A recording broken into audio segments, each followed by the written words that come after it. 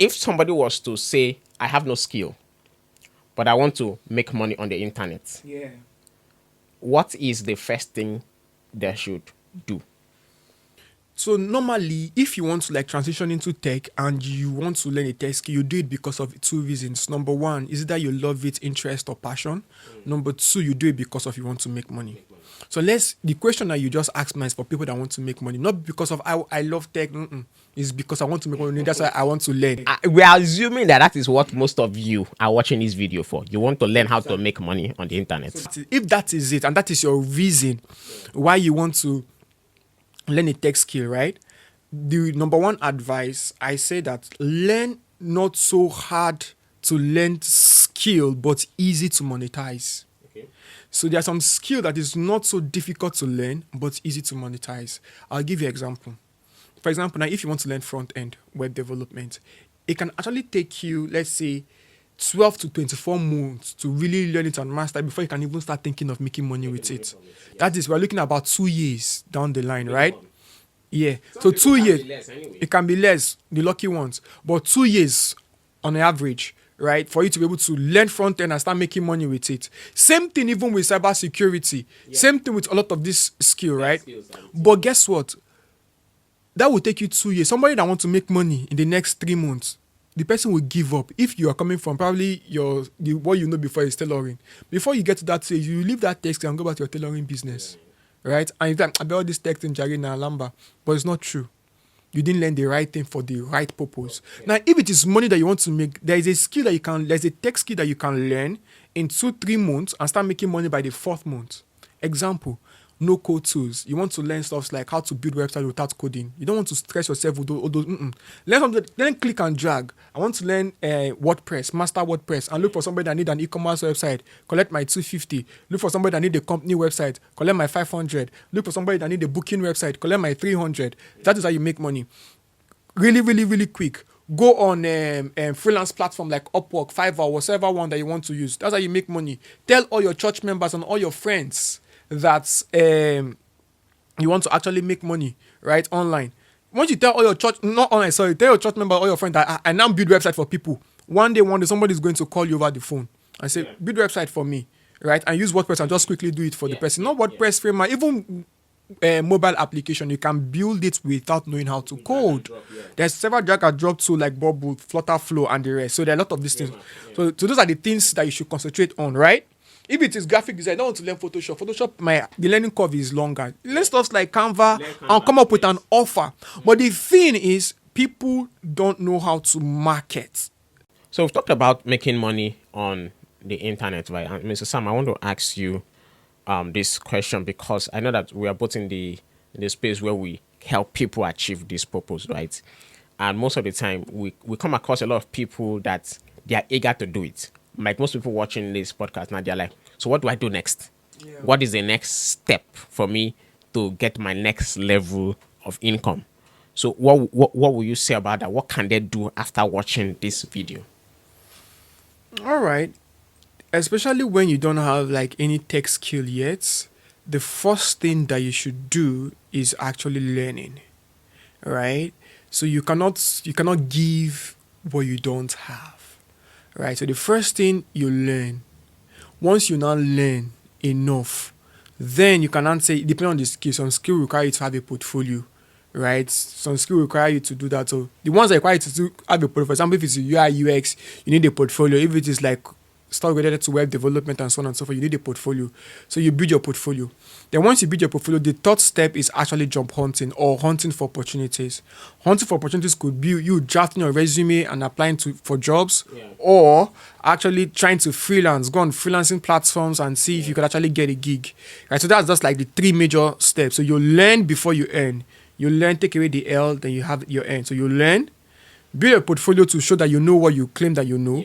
Then look for opportunities and apply. And when it comes to looking for opportunities, is the more the number, the better the chances. Yes. So that's where I'm coming to next, because one of the things that I actually know you for is the fact that you're one of the people in this country that I know of that actually help people. You're not just focusing on learning the skill, you're also focusing on job getting skills, the after learning skills. Which is, so my next question is, where can these jobs be found? So let's just say somebody is watching now. He wants to become either a freelancer, he wants to work remotely, or he doesn't mind getting a full-time 9 to 5 job, maybe as a data analyst, maybe as a product designer, maybe as a digital marketer, or anything. Where can this, for these three sets of people, where can they go to search? Pick two sets. Yeah. The Freelancers. Freelancers and the one that wants remotely, right? So it's actually, so this is it. Let's start with the freelancers first, right? So when we say freelancing, people mostly just think of, oh, let me go on Upwork and open an account. Let me go on Fiverr and open an account. But sometimes it might not be easy to break even, at least your first gig on those platforms, right? But the best way to start freelancing is through referral. So let's say after now you're done learning UI UX, you're done learning digital marketing, you're done. Start telling everybody in your church, in your network, your friends. Ask your friends to tell their friends. Post on your WhatsApp status. Don't be shy. Yeah. Share. Just tell everybody. I'm now this. I'm now this. So like loud it. Yeah. You get loud it. Share it as much as you can on your page and blah blah and the rest. Tell everybody that will give you listening ears that I'm now a web developer, I can build website for you. The good thing now is if you learn, that this is one of the advantages of learning with an institution over probably just freelancing your stuff. Yeah. If you know with an institution, in a scenario whereby you now got somebody and say, build website for me, right? And things look difficult, you can actually reach out to your mentor or your instructor. Yeah. And if you just ensure that there is this job I just got to, or people within your community. Yeah. They will respond to you. So that's one of the ways you can actually start freelancing without necessarily signing up on Upwork or all those stuffs, right? Yeah. Now the second way is, of course, sign up on Upwork, right? And sometimes when you sign up on a platform like Upwork and the rest, you might not really see gig on the platform. So what you want to do is that you want to go and hunt gig outside and bring it on the platform. And when you do that again, you can also leverage existing communities. Yeah. So if you're looking like for foreign gigs, go on Google, search for, let's say, freelancer gigs on or community on Discord. Search for Discord. Search for mostly Discord community, right? Search for probably founders community on Discord, because if you join a founder community on Discord, they might not necessarily need a product designer. But if you join a product design community on Discord, everybody there might be a product designer. Anyway, so you get my point. So you want to join community where they might need your skill. Yeah. Not where everybody already know what you do, right? So look for those foreign community, join them. Look for foreign community or handles on Twitter. Follow those particular handles. See what they are doing. Pitch, send cold emails, cold DMs. You never know which one will come back. Yeah. You might get 10 no's, but 1 yes is more than 100 no. The thing is this, just like, you were saying something about just before we came on set now, is we're saying it's a numbers game. It's a numbers game, yeah. It's a numbers game. That means that some people give up after applying for just 5 jobs. And you apply for 5 jobs in a week. And you're like, I'm tired, man. I've submitted application. You're supposed to be submitting like 20 per day. Like in a day, not per week. In a day. And if you submit like, let me say 100 in a week or in a month, right?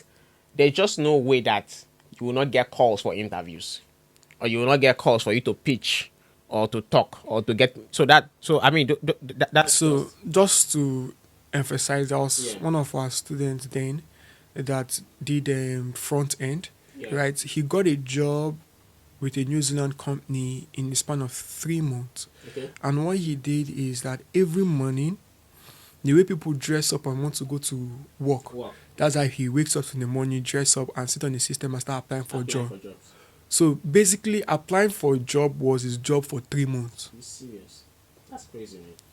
You understand? So he was doing it like it was his job. Yes, so 9 to 5. From 9, I apply for jobs. I get tired. I take my lunch. I come back. I apply to job again. The next day again, I repeat the same thing. Wow. Apply to job. I get tired. I take my lunch. I apply to job again. By 5, I close. The next day, some people will have given up after 1 week. So that thing is, you might just be happy like this. Hey, what's up? Oh man, you go win Chelsea. We don't say a lot. Unfortunately, so you start be saying no. So to the point that I'm almost speaking broken. To the Feel point free, that man.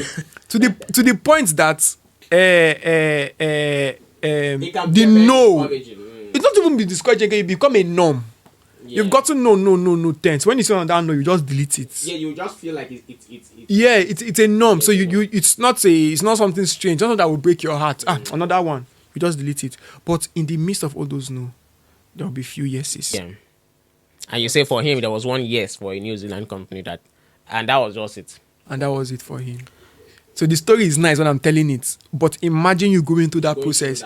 In a whole week, you receive several emails, all of them telling you no, no, no. How would you feel? Check the caption of this YouTube video. We have a link there for you to join the Tech Corner community. The Tech Corner community is our community where those that are interested in growing in the tech space, either as a business person or as a career person, can join that tech community, and we'll provide you with resources, with videos, with learning materials, with free events that can help you grow as a person in the tech space, as a business person or as a career person. Yes. So I'll see you on the very next episode of the Tech Culture Show.